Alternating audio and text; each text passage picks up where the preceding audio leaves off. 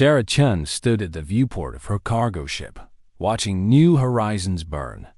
The planet glowed orange and red as the Valkyrie warships turned its surface into glass.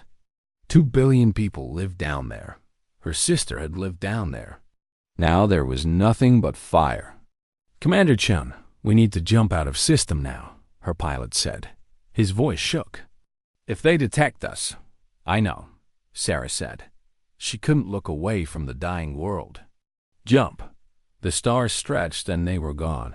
Humanity had joined the Galactic Council 83 years ago. It should have been Earth's greatest moment. Instead, it became their greatest mistake. The elder races of the Council looked at humans and saw useful servants, nothing more. Humanity was forced to sign treaties that stripped away their weapons, limited their population, and made them second-class citizens among the stars. Sarah remembered her grandfather's stories about the surrender. He had been a Navy admiral then, forced to watch as Earth's military was dismantled piece by piece. The treaty said it was for peace.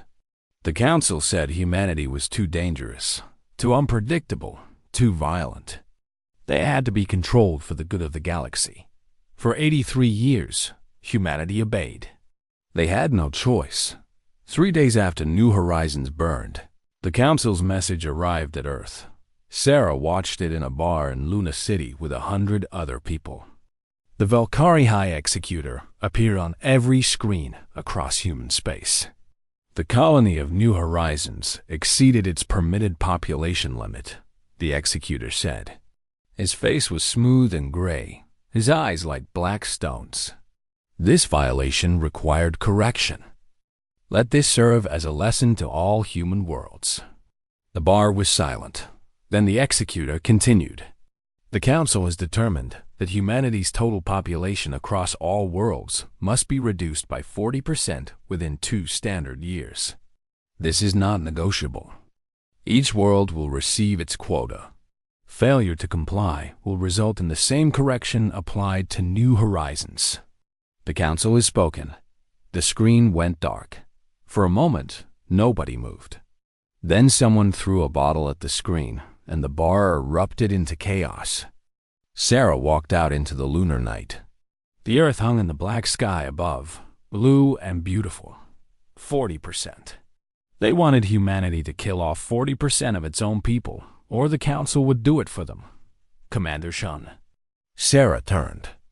A man in a gray suit stood behind her. He was old, maybe 70, with tired eyes. "I'm Dr. Marcus Webb," he said. "I need you to come with me." "I don't know you," Sarah said. "No, but I knew your grandfather. Admiral Chun was a good man. He died believing humanity would never be free." Webb stepped closer. He was wrong. Sarah's hand moved toward her gun, but Webb raised his hands. "I'm not a threat. I represent an organization called the Prometheus Initiative.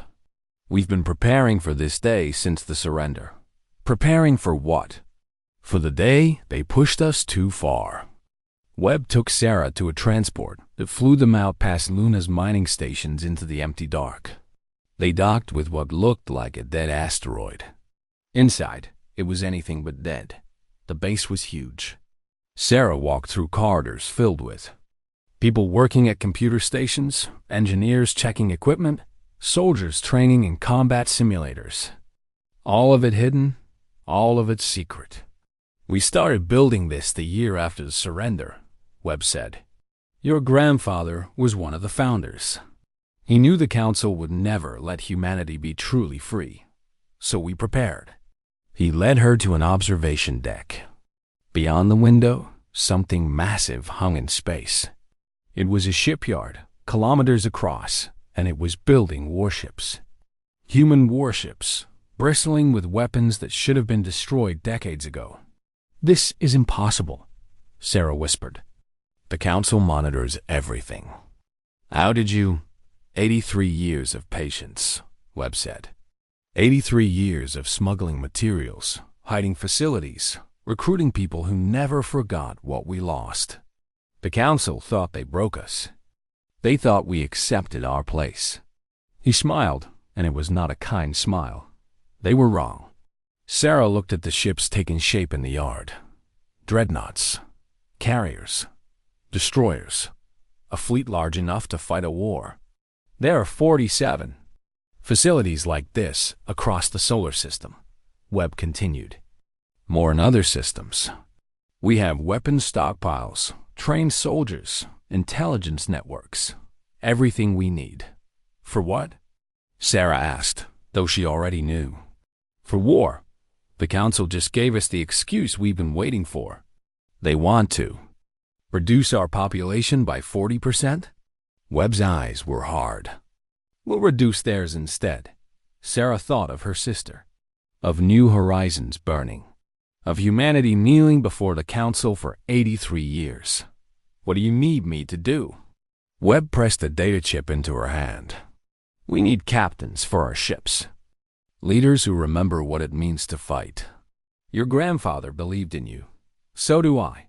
Sarah closed her hand around the chip. Outside the window, the shipyard continued its work. Each ship was another chance, another weapon, another piece of humanity's revenge. They think we're beaten, she said quietly. Yes, Webb agreed. That's going to be their biggest mistake. Sarah watched the ships for a long moment. Somewhere out there, the Council was celebrating their control over humanity. They had no idea what was coming. They had pushed humanity past breaking point, expecting them to shatter Dot instead. Humanity had forged itself into something unbreakable. The war was coming. And this time, humanity would not surrender. 6 months passed. Earth's government announced it would comply with the Council's demands. They published lists of population reduction quotas for each world. They held lotteries to decide who would live and who would die. The Council watched and was satisfied. They did not see what was happening in the shadows. Sarah stood on the bridge of the UHSF Retribution, humanity's first dreadnought in over 80 years. The ship was massive, built from hidden plans that predated the surrender. Every system had been upgraded with technology humanity developed in secret. It was beautiful and deadly. All stations report ready, Captain, her first officer said. Captain. Sarah still felt strange hearing that title. 6 months ago, she had been flying cargo ships. Now she commanded a warship and a crew of 3,000. Good, she said. How many other ships are ready? 47 capital ships. 231 smaller vessels. More coming online every day. It was not enough to fight the entire Council, but it was enough to start. The Prometheus Initiative had agents everywhere. They reported that the Council was sending inspection fleets to human worlds to verify compliance with the population reduction. The inspections were scheduled to begin in 1 week. Dr. Webb appeared on Sarah's screen. He looked older than he had 6 months ago. Tired, but his eyes were still hard and determined. The Council inspection fleet arrives at Mars in 5 days, he said. That's when we make our move. Are we ready? We'll never be completely ready. But yes, all our forces are in position. Every human world has resistance cells prepared to rise up. We have one chance at this, Sarah. If we fail, humanity is finished. Sarah nodded. We won't fail. 4 days later, she received a message that changed everything. A Volcari enforcer on Mars had executed a human child. A boy, 8 years old, who had looked at the enforcer wrong. The Volcari officer had shot him in the street while his mother screamed. The entire incident was captured on video and broadcast across human networks within hours. Sarah watched the video 3 times. Each time, she felt her rage grow colder and harder. This was what the Council thought of humanity. Children murdered for eye contact. Captain, her communications officer said quietly, we're receiving transmissions from every human world. People are in the streets. They're not waiting for the plan. Sarah pulled up the feeds. On Mars, humans were attacking Council facilities with whatever weapons they could find. On Europa, The rebellion was already in full swing. On Earth itself, millions marched on council embassies. Her comm system exploded with messages. Other ship captains asking for orders. Resistance leaders reporting that their people were rising up ahead of schedule. Everything was happening too fast. Webb appeared on her screen again. The child on Mars changed everything, he said. Our people won't wait anymore. We launch Operation Broken Chain now, or we lose control of the situation entirely. Sarah looked at her crew. They were all watching her, waiting. These were humanity's children, trained in secret, prepared for a war that should have been impossible. They were ready. Send the signal, Sarah said. All ships, all resistance cells. Operation Broken Chain is active. We take back our worlds. We take back our freedom. The Retribution's engines roared to life. Around it, the hidden fleet emerged from the asteroid belt like sharks rising from deep water. 47 capital ships and hundreds of smaller vessels, all moving as one. The Council had no idea they were coming. The Mars inspection fleet was the first to die. 20 Valkyrie warships, confident in their superiority, did not even have their shields raised when the human fleet dropped out of hyperspace behind them. Sarah gave the order and the Retribution opened fire. The battle lasted 7 minutes. When it was over, 20 Valkyrie ships were debris and humanity's fleet had not lost a single vessel. Broadcast this to every Council world, Sarah ordered. Let them see what happens when you murder our children. The war had begun. Across human space, the uprising was total. Every world with a Council presence saw humans attack with fury that shocked the galaxy. The Council had thought humans were broken, obedient, controllable. They learned otherwise in blood. On Europa, human workers seized the Council's industrial complex and turned its factories into weapon foundries. On Titan, resistance fighters captured a Council battle station and used its own weapons against its fleet. On Earth, coordinated strikes destroyed every Council facility in a single night. The Council's response was swift and brutal. They sent fleets to crush the rebellions. But humanity fought back with tactics the Council had never seen. Humans used swarm tactics, guerrilla warfare, psychological operations, and weapons that violated every Council treaty. The Council had banned artificial intelligence in warfare. Humanity used it anyway. They had banned kinetic bombardment. Humanity dropped asteroids on military targets. They had banned biological weapons. Humanity found ways around the ban. They fight without honor, a Council admiral complained in an intercepted transmission. Sarah laughed when she heard it. Honor. The Council talked about honor while burning worlds and murdering children. The first major fleet battle happened at Zeta Sector. A Council force of 200 ships arrived to crush a human supply convoy. Instead, they found Sarah's fleet waiting. The humans were outnumbered 5-1, but they had surprise, determination, and 83 years of rage. Sarah split her fleet into small groups that attacked from multiple angles. When the Council ships tried to respond, human vessels disappeared into the asteroid field and reappeared somewhere else. It was chaos, brutal, and fast. The Council ships were stronger, but human captains fought like cornered wolves. They rammed damaged ships into enemy vessels. They set their reactors to overload and used them as bombs. They fought with everything they had. When it was over, 70 Council ships were destroyed. Humanity lost 23 vessels. By any measure, it was a victory. But Sarah looked at the casualty reports and knew the truth. They could not win by fighting fair. The Council had too many ships, too many resources, too many soldiers. Humanity was winning battles, but they were bleeding for every victory. On her screen, she watched footage from across human space. Her people were fighting and dying. Worlds were burning, but they were free. For the first time in 83 years, Humanity was fighting for itself. That had to be enough. That had to be worth the cost. "Captain," her officer said, "we're receiving a transmission from the Valkyrie High Executor." Sarah pulled up the message. The executor's gray face filled her screen. His black eyes were filled with rage. "You have made a grave mistake, humans," he said. "You think you can defeat the Council? You are insects rebelling against gods.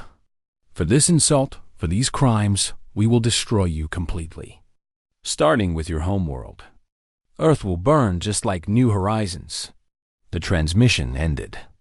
Sarah sat in her command chair and let the weight of that threat settle on her. The Council was coming for Earth. They would burn humanity's birthplace to ash. Unless humanity stopped them. "Set course for Earth," she ordered. "Best speed. And send a message to Dr. Webb. Tell him it's time for Project Endgame." 18 months of war had changed everything. Sarah looked at herself in the mirror and barely recognized the woman staring back. She was thinner now, harder. Her hair had gone gray at the temples. She had ordered the deaths of millions. It showed in her eyes. Humanity was losing. The numbers did not lie. Earth's population had dropped by 2 billion. Mars was a battlefield. Europa had fallen and been retaken 3 times. Every human world was scarred by war. But humanity refused to break. The Council had lost something too. 2 of the smaller Council species had withdrawn from the war entirely, unwilling to sacrifice their fleets for Valkyrie pride. Others were wavering. Humanity was dying, but it was taking the Council with it. Sarah stood on the bridge of the Retribution and reviewed the latest reports. The Council fleet approaching Earth was the largest ever assembled. 5,000 warships. Enough to turn the planet into another New Horizons. Earth's defense fleet numbered 800 ships. They would lose, but they would make the Council pay for every kilometer of space. "Captain, we're receiving a transmission from Dr. Webb." Sarah pulled up the message. Webb appeared on her screen. He was in a medical facility, hooked up to machines. Radiation burns covered half his face. Sarah had known he was working on something dangerous. She had not known it was killing him. "Sarah," Webb said. His voice was weak. "Project Endgame is ready." "What is it?" Sarah asked. "What did you build?" "The Council's technology is all connected. Every ship, every station, every world. They use quantum-entangled communication networks. It makes them powerful. It also makes them vulnerable." Webb coughed, and Sarah saw blood on his lips. "We found the weakness. We built a virus that will spread through their entire network and shut it down. All of it. Everywhere." Sarah felt her heart race. "How far will it spread?" "We estimate 40 light years from Earth before it burns itself out. Every Council ship, station, and facility in that range will lose power. Their weapons, shields, engines, everything. They'll be defenseless. And our ships? Humanity never used their network. We built everything separately, in isolation. We'll be unaffected." Webb smiled, though it clearly hurt him. "One more gift from your grandfather. He insisted we keep our systems independent. He said we should never trust the Council's technology." Sarah closed her eyes. 40 light years. That would cover Earth, Mars, most of the inner colonies. It would cripple the Council fleet coming to destroy them. "What's the cost?" she asked. Because there was always a cost. The virus has to be delivered manually. Someone has to get close enough to a Council command ship to upload it directly into their network. Webb met her eyes. "It's a one-way trip. The radiation from the upload process is lethal." Sarah understood. "You're going to do it. I'm already dying. The work on the project exposed me to too much radiation. I have maybe a week left." Webb's smile grew wider. I'd rather spend it giving humanity a chance. Marcus, no arguments, Captain. This is my choice. My gift. My revenge. He looked away from the camera. I lost my wife and children when we surrendered to the Council. Did you know that? They were on a colony ship that the Council intercepted. The Valkyrie decided the colony violated some treaty clause. They spaced everyone aboard. 3,000 people, including my family. Sarah had not known. Webb had never spoken about his past. I've spent 83 years waiting for this moment, Webb continued. Don't take it from me. Sarah wanted to argue, but she understood. Some battles you had to fight yourself. When? She asked. The Council fleet arrives in 3 days. I'll be in position in 2. When they start their attack, I'll upload the virus. After that, it's up to you.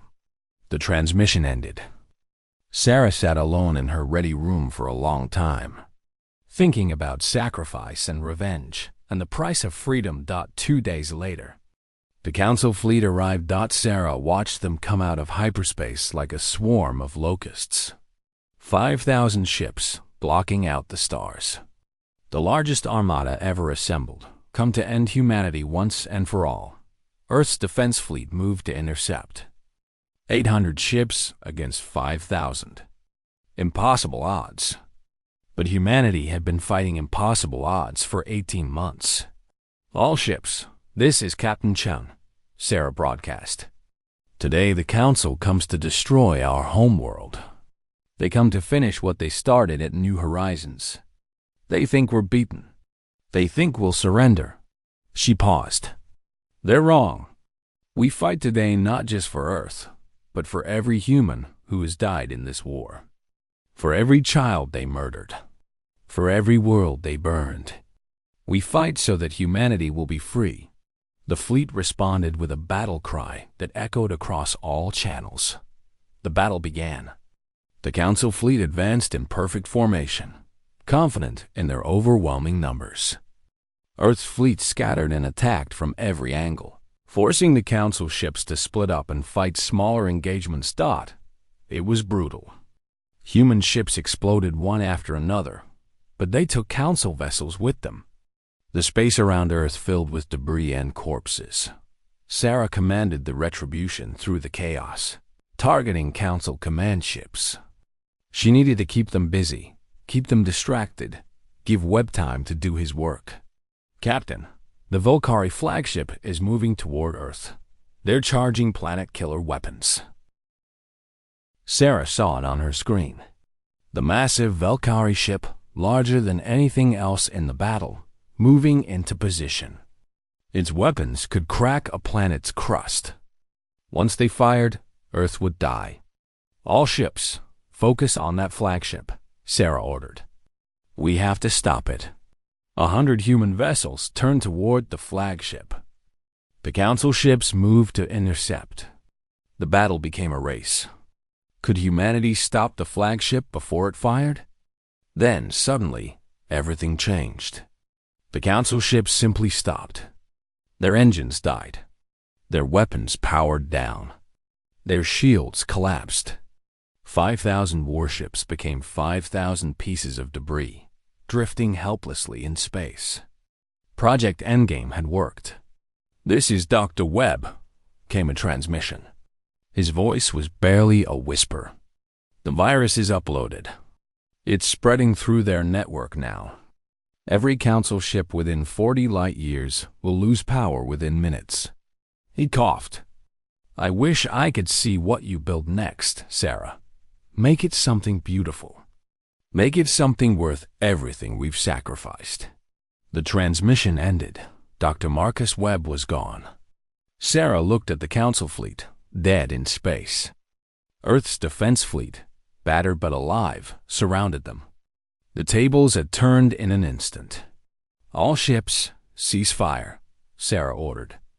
Prepare boarding parties. We're taking every Council ship intact. Their crews are now prisoners of war. On her screen, she pulled up the tactical map. The virus was spreading fast, exactly as Webb had predicted. Council facilities across 40 light-years were going dark. Humanity's counteroffensive could begin. But Sarah's eyes were drawn to one ship in particular, the Valkyrie flagship, hanging dead in space. The High Executor was aboard that vessel.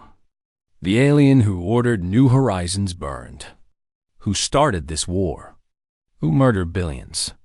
Sarah stood up. "Prepare my shuttle. I'm going to that flagship personally." Her first officer looked shocked. "Captain, is that wise?" "Probably not," Sarah admitted. "But some things need to be done face to face." She boarded the Valkyrie flagship with a team of Marines. The ship was dark and cold. Emergency lights cast everything in red. They found the High Executor on his bridge, surrounded by his officers. The Executor looked at Sarah with his black eyes. Even now, even defeated, he showed no fear, only contempt. "You cannot win," he said. "Even if you destroy this fleet, the Council has thousands more. You are one species against many. You will lose." Sarah stepped closer. "Maybe, but you won't live to see it." She raised her weapon. For 18 months, she had dreamed of this moment. The chance to kill the one responsible for so much death. Her finger tightened on the trigger. Then she stopped. Sarah's finger hovered on the trigger. One squeeze, and the High Executor would be dead. Justice for New Horizons. Justice for her sister. Justice for billions of dead humans. But then she thought of Dr. Webb's last words. "Make it something beautiful." She lowered her weapon. "No," Sarah said. "You're going to stand trial. You're going to face justice. And you're going to watch as we build something better than the Council ever was." The Executor's face twisted with rage. "You think you're better than us? You're animals. Savages. You'll destroy yourselves within a generation." "Maybe," Sarah said. "But it will be our choice, not yours." She left him under guard and returned to the Retribution. The war was not over, but the tide had turned. With the Council's fleet crippled and their communication network in chaos, humanity launched its counteroffensive. They retook lost worlds. They freed alien species that had been enslaved by the Council for centuries. They pushed forward with a fury that shocked the galaxy. The Council tried to respond. Fleets came from beyond the range of Project Endgame's virus. But they arrived piecemeal, uncoordinated, and humanity was ready for them. Every battle cost the Council more than they could afford. 6 months after the Battle of Earth, the Council's alliance shattered completely. 3 more species withdrew from the war. 2 others approached humanity seeking peace. The Valkyrie Empire, proud and ancient, found itself alone and surrounded. Sarah received a communication request from an unexpected source. Ambassador Kelvar, representative of the Terran species. The Terran had been neutral in the war, one of the few species that neither helped nor hindered humanity. "Captain Chun," Kelvar said. He was a tall, slender alien with blue skin and 4 arms. "I wish to defect to humanity. My species wishes to remain neutral, but I cannot stand by while injustice continues." "Why?"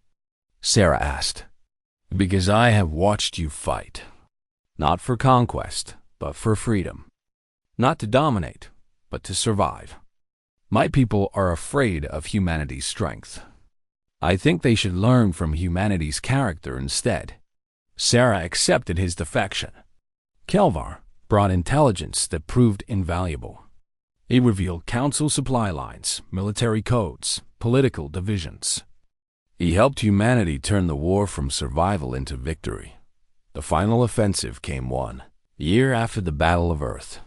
Humanity's fleet, now numbering over 2,000 ships, arrived at the Valkyrie homeworld. Sarah stood on the Retribution's bridge and looked at the planet below. It was beautiful. Blue oceans, green continents, white clouds. Billions of Valkyrie lived on that world. Innocent civilians who had nothing to do with their government's crimes. She thought of new horizons. How easy it would be to do to the Volcari what they did to humanity. How satisfying it would feel to press the button and watch their world burn. Her weapons officer looked at her expectantly. The fleet was in position. The planet killer weapons were charged and ready. "Captain?" the officer asked quietly. Sarah closed her eyes. She thought of Dr. Webb, of her sister, of everyone who died so humanity could be free. What would they want her to do? She opened her eyes. "Stand down weapons," Sarah ordered. "Open a channel to the Volcari government." The planet's leaders appeared on her screen, terrified and defiant at the same time. "I am Captain Sarah Chun of the United Human Space Fleet," she said. "Your military is defeated. Your fleets are destroyed. Your empire is finished. I have the power to do to your homeworld what you did to New Horizons." She paused, letting that sink in. "I'm not going to." The Volcari leaders looked confused. "Your military forces will surrender immediately and disarm," Sarah continued. "Your government will stand down. Your leaders will face trial for war crimes. But your people, your civilians, your children, they will be spared. We're not here for revenge. We're here to make sure this never happens again." One of the Volcari officials found his voice. "Why? Why spare us?" "We showed you no mercy." "Because we're better than you," Sarah said simply. "And we're going to prove it." The Volcari government surrendered within hours. The war was over. The trials took months. The High Executor and his top officials were found guilty of genocide, war crimes, and crimes against sapient life. They were sentenced to life imprisonment rather than execution. Humanity wanted justice, not vengeance. Then came the hard part, building peace. Sarah attended the founding conference of the Federation of Free Worlds. Representatives from dozens of species gathered on Earth, the world the Council had tried to destroy. The same world that now offered them a new beginning. Ambassador Kelvar was elected as the first Secretary General.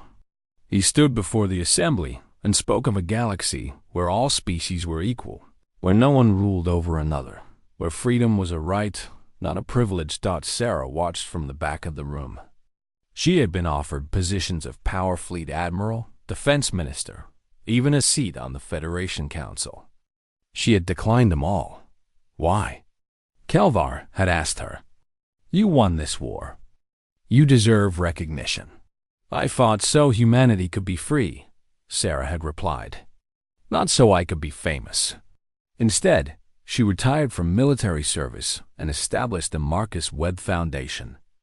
Its mission was simple: ensure every species in the galaxy had access to education, technology, and the tools they needed to defend themselves.